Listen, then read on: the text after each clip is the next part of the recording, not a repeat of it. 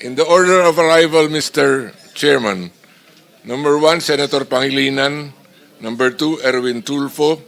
Number 3, Senator Aquino. Number 4, Senate President Soto.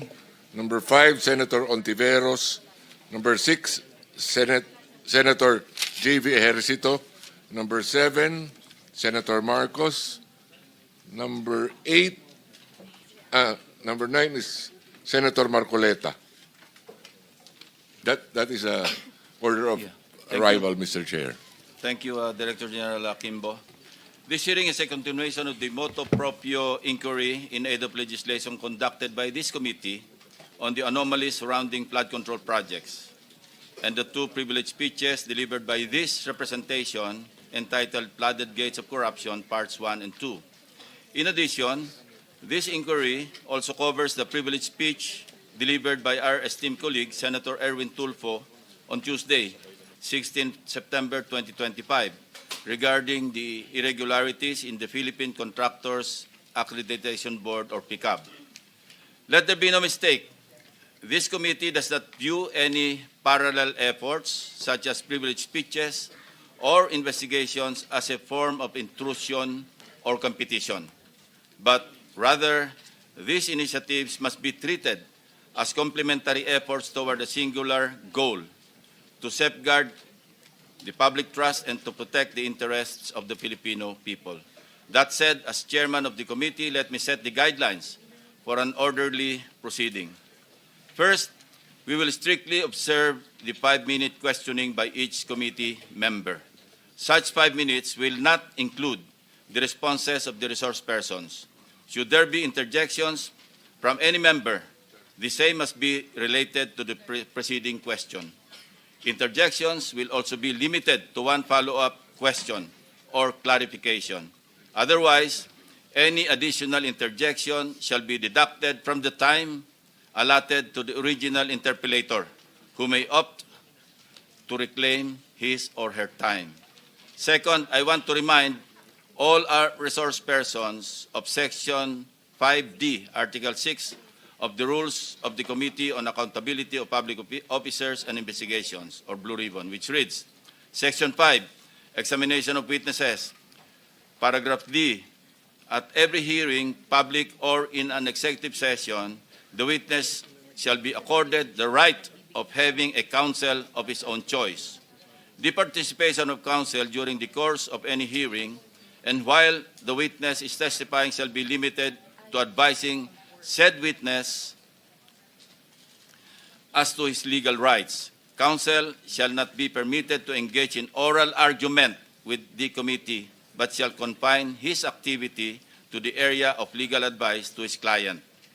Relatedly, during the hearing in the House of Representatives last September 9, 2025, some very serious accusations were hurled against 2 of our colleagues, namely Senators Jingo Estrada and Joel Villanueva, by former OIC District Engineer of Bulacan 1st District Engineering Office, and to accord those accused their basic rights to address such accusations and confront their accuser, the chairman will give them that opportunity in this hearing. In this regard, we invited the owners of WJ Construction, Mrs. Mina Elampara Jose and Warren Jose, to shed light on the issue at hand. Furthermore, we will have a short 30-minute lunch break starting at 12 noon, so I will advise against serving lunch here at the session hall. With that, let us proceed. Director General, please recognize the resource persons invited today, and thereafter, kindly administer the oath to those who have been invited for the first time in this inquiry. Director General. Yes, sir. I will hold it for you, my classmate. Mr. Chairman, permission to proceed. From the Department of Public Works and Highways, Secretary Vivencio Dizon. From DBM, Department of Budget of Management, Undersecretary Rolando Toledo, and Assistant Secretary Mary Ann de la Vega.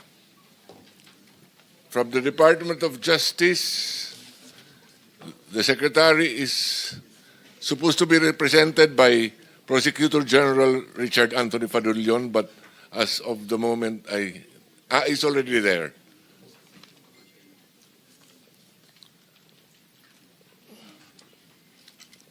From the PAGCOR, they are represented by Assistant Vice President for Gaming, Licensing and Development Department. Also, Attorney Matthew David. From the BIR, we have Assistant Commissioner James Roldan.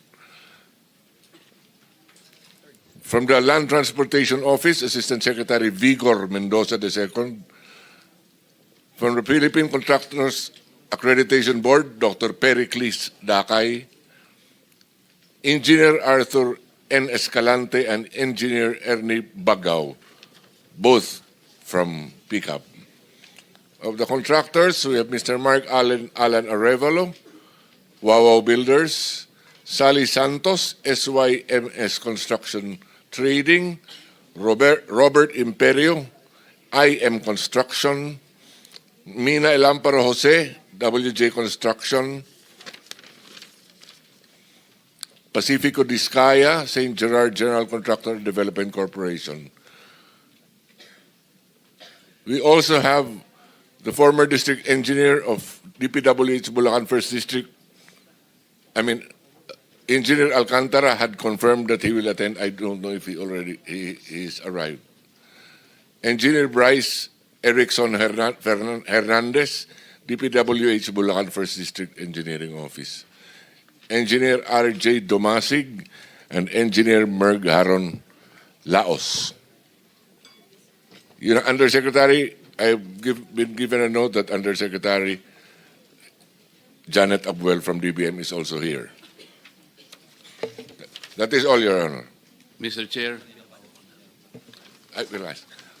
Mr. Chair, For a while, Okay. you will just administer the oath to those For those who are here for the first time, kindly stand and raise your right hand. Do you swear or affirm to tell the truth, the whole truth, and nothing but the truth in this proceeding? Thank you. You may take your seats. Well, it's a pleasure of Senator Marcoleta. thank you, Mr. Chair. In the agenda, I can see that Usec Maria Catalina Cabral was invited, but I don't see her in this room, Mr. Chair. Why?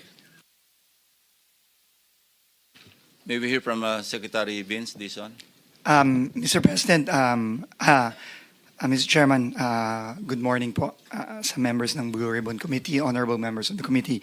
I think for former Undersecretary Cabral, I just want to inform the body that I officially accepted the courtesy resignation of Undersecretary Cabral 2 nights ago.